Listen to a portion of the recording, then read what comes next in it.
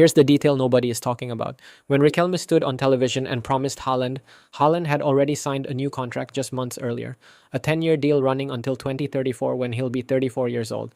And when Manchester City drew up that contract, they did something very deliberate. They removed every release clause from his previous deal, every single one. So when Riquelme held up that shirt with Haaland's name on it, he was promising a player locked inside a contract specifically designed to make him almost impossible to sign. No release clause, no exit window, no emergency escape hatch. Manchester City basically built a vault and put Haaland inside it. They didn't just tie him down, they made him legally untouchable, and then watched a presidential candidate promise him on live television anyway. That's not a transfer story. That's a due diligence failure in front of thousands of voters. Now think about what that contract is actually worth.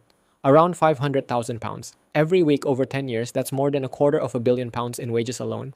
Then add a transfer fee that could exceed £250 million. Suddenly, you're looking at a deal worth well over £500 million.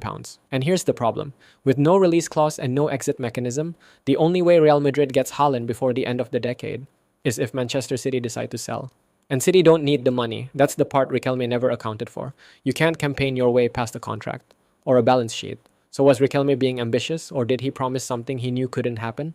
And if you think the contract is the most important part of this story, consider subscribing. Because next, I'm breaking down the one thing that matters even more than the contract. What Haaland actually wants.